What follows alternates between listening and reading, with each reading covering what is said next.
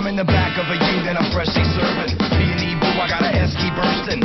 Doing loops and a Rexy burning to the barrel of this beast on a jet ski surfing. I keep on it. Think these deep as a creek and speak sonic. The waves that I'm making capsize canoes. You can bathe in the wake to baptize your crew. When I'm down by the river, banging from Sydney, hand on my outboard, banging my dinghy. Streams run free all over the globe. Still water runs deep, so go with this flow. As long as the Amazon, as deep as the Congo. The heart of the party, the beats on the bongo. A bonfire is the inner camp visual. Werewolves howl at the riverbank ritual. Down by the river, learn how to swim. When the records play and wash away all the stress that's been. It fueled my fire higher, it took me higher, up and up and up. Well, let's go. Come on, come on, come on and let go.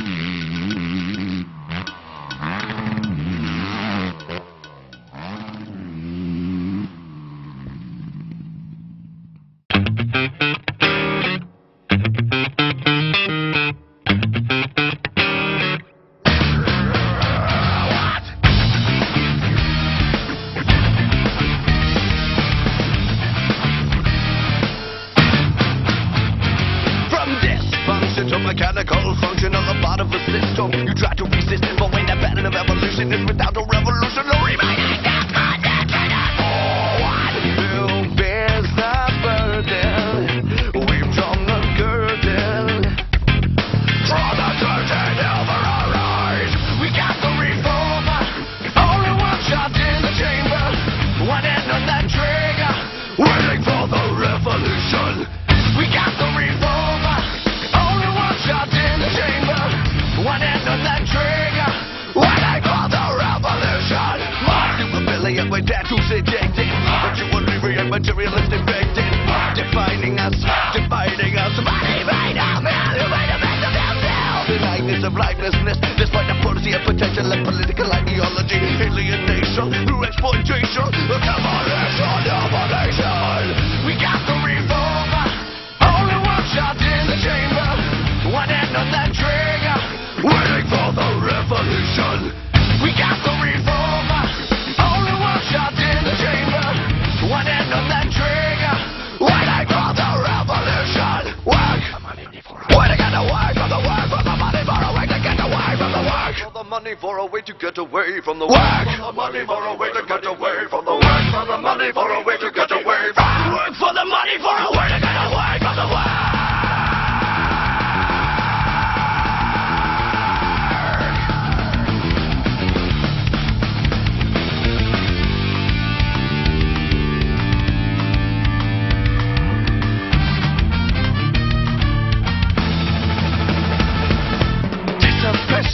Eat exchange, broken breakfast, pressing danger. You test and measure and try to gauge the value of your life without a miracle.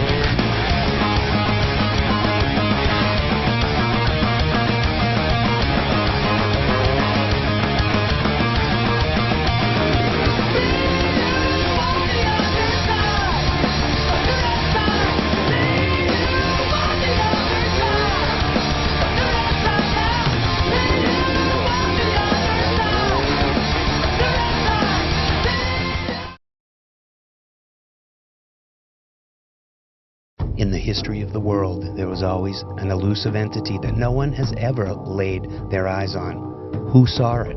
Was it really there? Like the 10-pack. We got a call from Schuie. He said he had it. He said he had keys to the gate where we could access it and take it to its full potential. The 10-pack. It is real.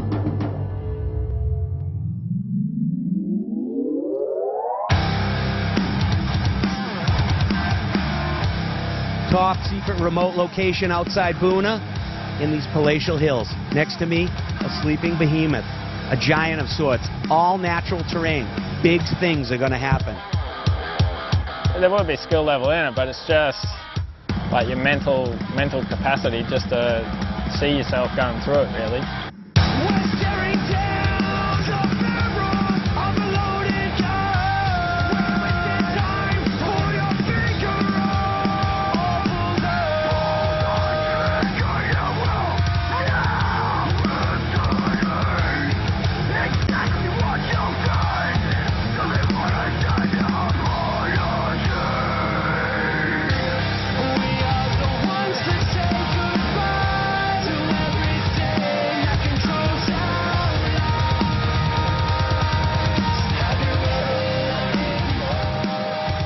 So we're talking about the 10-pack here at Schuie's dad's ranch. And I'll tell you, when Schuie does something, he does it right. I wasn't really into like racing or going fast around. I just like jumping. It's what I love doing on the BMX and it's what I love doing on the motorbike. So there's just always been a heap of dirt sitting around here. So I love building jumps, and I thought, well, why not something like the BMX, going through a BMX section, but build one for a motorbike.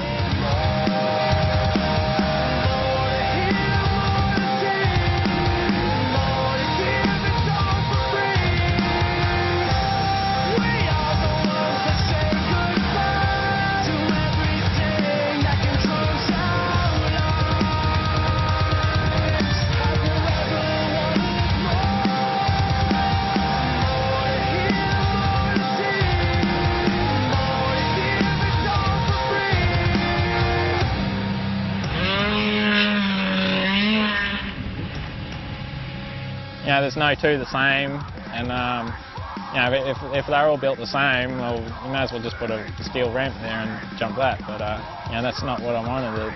You start with a little kicker and ending up with a 105-foot hit. Maddison was here the very first day we tried them, and we just wrecked ourselves. So that was a big day, and we both went home pretty battered and bruised. There's only a handful of guys that have been through it, and unfortunately today we saw Belchy take a dirt sample here, and just need some riders with some nutties.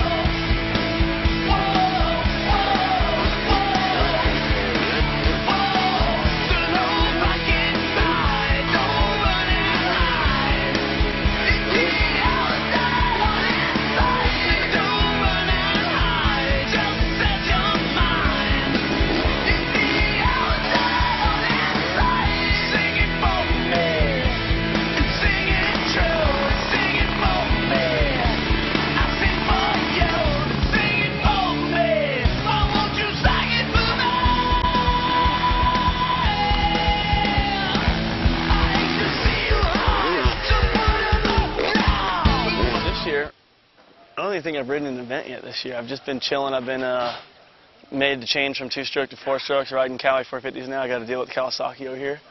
And they're hooking me up with some good parts, giving me some good maps, and can't really complain, man. They're hooking me up. No one else wanted to hook me up, and everyone in freestyle that had a bike deal this year actually got dropped, and now they're buying bikes and buying parts. And I've been wanting to ride a 450 for like the past 2-3 years, but I just didn't feel like buying 4 of them at freaking $8 to $9 grand a pop. You know what I mean? So I've had enough 2-strokes, so actually I just retired all them, and I got all my 450s going, just getting comfortable on my new bikes, and just trying to get ready for X Games. Got a couple X Fighters I'm going to ride. Then ultimate goal this year is just get a gold medal at X Games in speed and style, freestyle, and best whip. We'll see what happens. You know, I mean, I want to try to get a medal in everything I do this year. And other than that, just trying to get comfortable on the new bikes. I love them, man. Like I did everything I could do on them the very first day I rode. So driving my race truck, got in the racing trucks this year, the Lucas Oil Off-Road Series. Deegan had to drive 2 of the races for me because I missed out. I was on the Nuclear Cowboy Tour. And then we actually had I had my first race this weekend in Vegas, and I got 3rd on Saturday, and then I got the lead in the first lap on Sunday and led the whole entire race and ended up winning. So my goal this weekend was to get a podium, and I did that. So that night I'm like, all right, I got to set my goals higher, like I want to win, and I came out the next day and just won. And I couldn't believe how far I left them by. I was tripping. It just like hit me. It just clicked with the truck, and I just drove good. I never once got nervous or intimidated or anything. Just had fun and came out to win. That's what Mulisha does. We win everything we do. We win on dirt bikes, now we're winning the race trucks. Deegan ended up winning 2 the same day, Sunday. So it was definitely a good weekend for us, for sure. So hopefully we can go to X Games and go get some gold medals too. Always pretty much the only thing I've really done is I cut my subframe out and I put some round bar in there because the subframe's square. So I put a round bar and I lifted it up and widened it so it felt a little bit better. Hanson's been hooking me up with some good clutches. Like the stock clutch is good on the Cowie, but the Hanson is just, the springs, like everything, it just pulls, it just feels way better. And then Pro Circuit's been giving me like factory pipes, like stuff that they make for Villapoto and Reed, the same pipes they run on their bikes, so I've been running those. They're a lot shorter.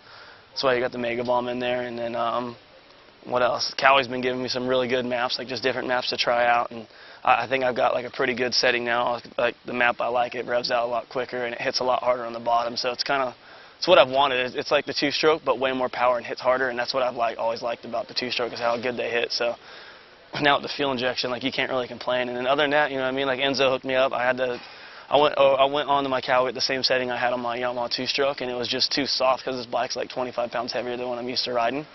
So Enzo hooked it up, gave me some good forks, good shock, and made it a lot stiffer. I had to run a Pro Circuit linkage on the back of my bike too, just to drop the S in just a tiny bit.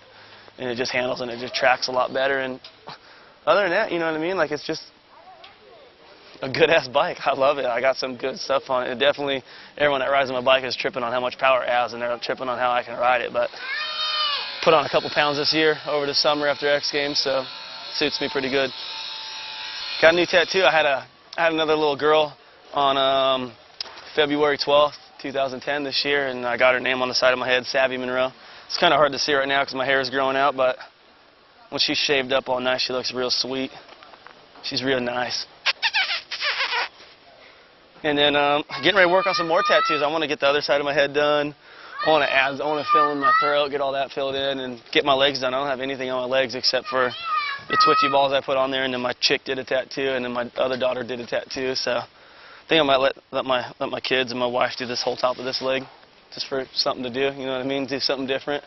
Why have perfect pieces everywhere when half of my stuff sucks anyway, so I might as well get some good ones from the family. I just hope I get above the first line.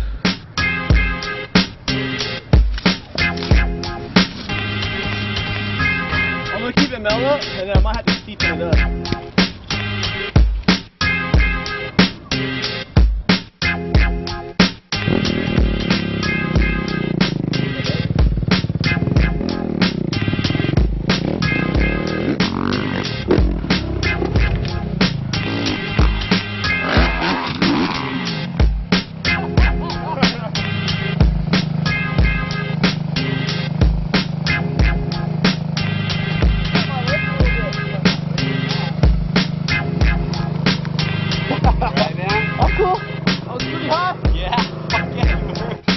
I tried to go a little straighter into it. I tried to go up higher because I want to get high. But You can see my back tire just slid a little bit, so I was counting on too much traction on the wall. My tires are wet going into it. So I just need to angle a little more like how I did second before last. Is that one of the kind of catches of poaching? You can't really ask to jump? Nah, so I just gotta jump into it and go for it. Fucking thighs hurt from hitting the handlebars, but I knew I was crashing as soon as I left the lip. All good. I think part of the problem too is that you got that big flat space on the back on the end of it, so you kind of got to come off the wall and like be ready for the flat line. Yeah. Instead of like, you can't really do like the transfer turn.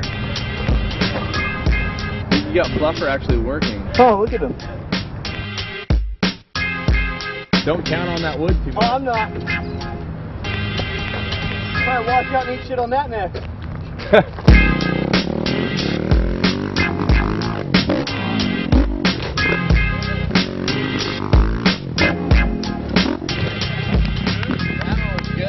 Probably. And my Adam want me sitting here like this with me riding over me.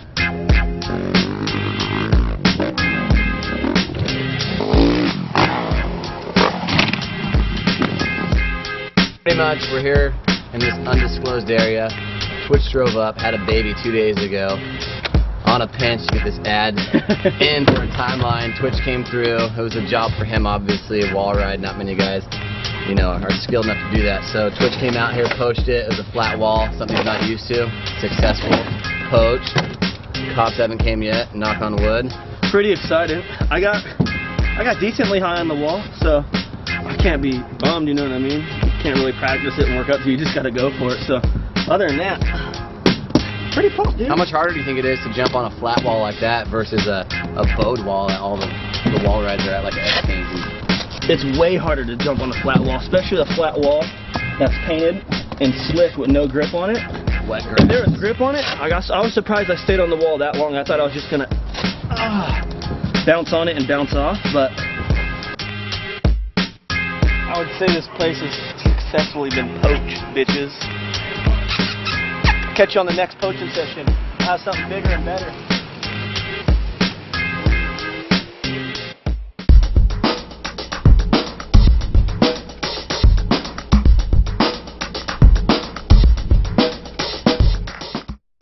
Hi guys, welcome to Professor's Patch segment.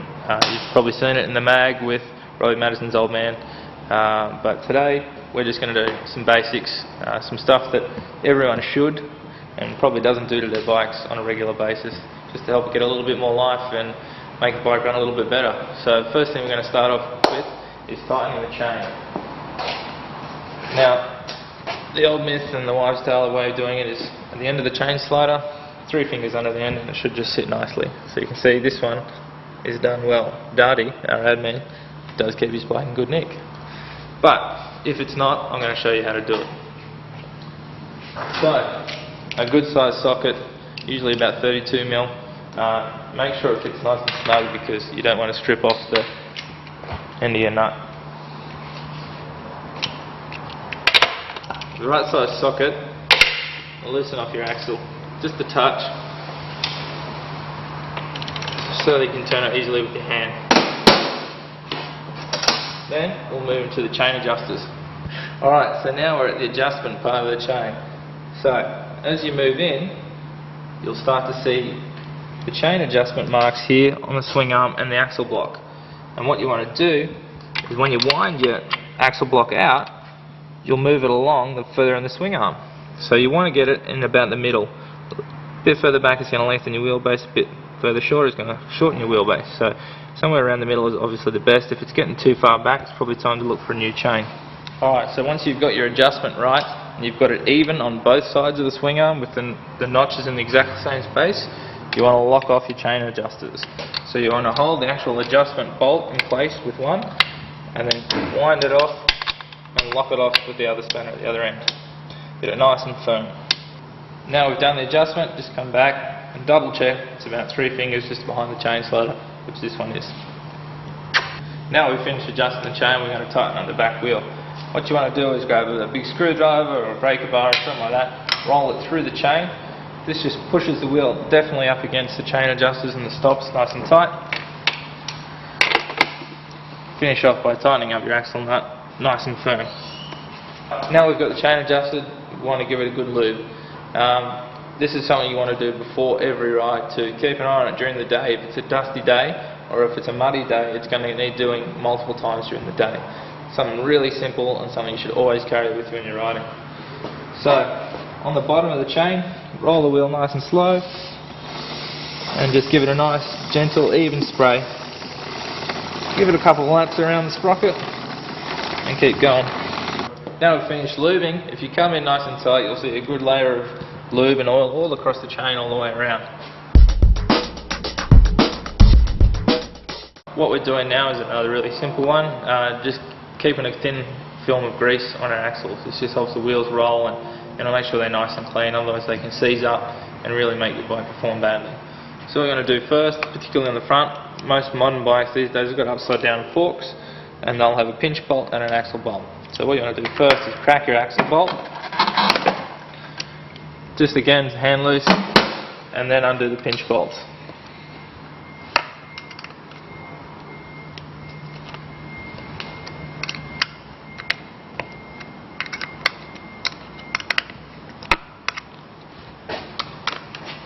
You probably don't need to film. Once we've loosened off the pinch bolts, you just want to give the axle a gentle tap, usually with the axle nuts still on, because it gives a better surface to hit on.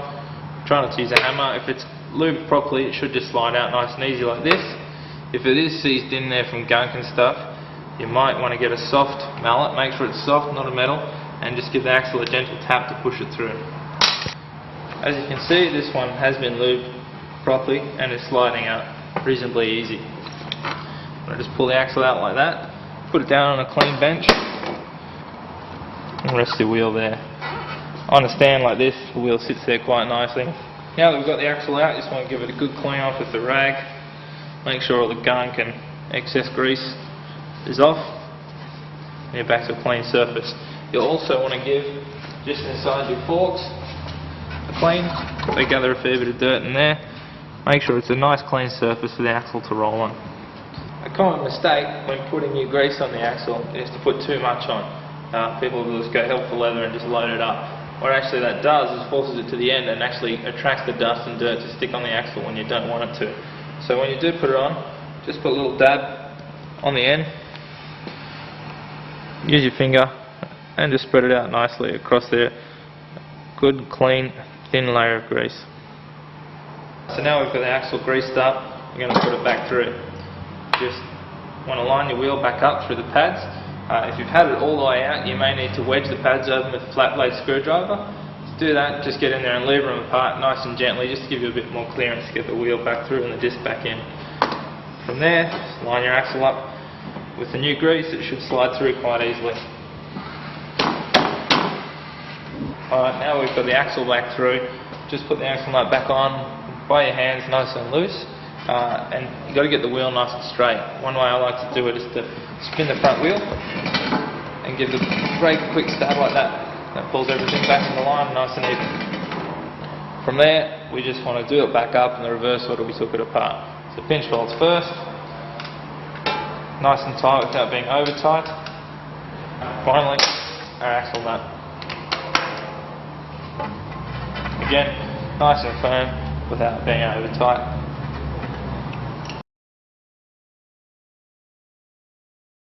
Alright guys, the next one is cleaning and oiling an air filter. Unfortunately we don't have a dirty one today because our admin Daddy is so pedantic with his bike maintenance. The one he's got in there is clean. But I'll give you a bit of a rundown on how to do it. If it is dirty, when you're pulling it out of the airbox on your bike, make sure you try not to get dirt down into the air boots. So try and stuff a towel in behind, keep it all nice and clean in there. Petrol is probably not the best thing to do it with, although it's pretty common. Try and look for turps or an air filter cleaner, something like that. From there you want a really good oil to oil it with. Motul stuff is unreal, nice and sticky and does the job perfect. So now we've got a clean and dry filter. That's one of the big points. Make sure it's nice and dry, leave it out in the sun. We're going to give it a bit of an oil. Now we're getting to the oiling stage, which is quite often the messiest stage. Probably not a good idea to use mum's kitchen sink or laundry sink. Tends to not go down so well. Do it outside, over a bucket. If you're lucky like this, you've got a wash bay.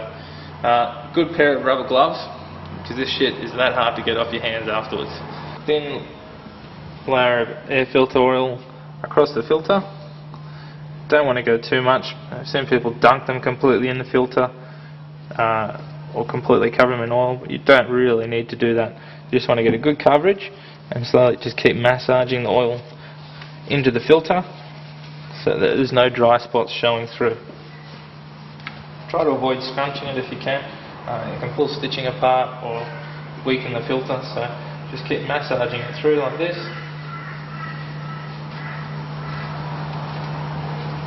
Keep going until you've got absolutely no dry spots, and inside and out there's a good coverage of oil. As you can see there, there's still a bit of a dry spot. So again, just a thin little touch of oil and massage it into the filter from there. Alright, now we've got the filter oiled, we put it back on the cage and just get the grease that we had before and put a thin layer of grease around the area that's going to seal to your airbox. This just stops any dust getting in from where it's pushing up against the edge.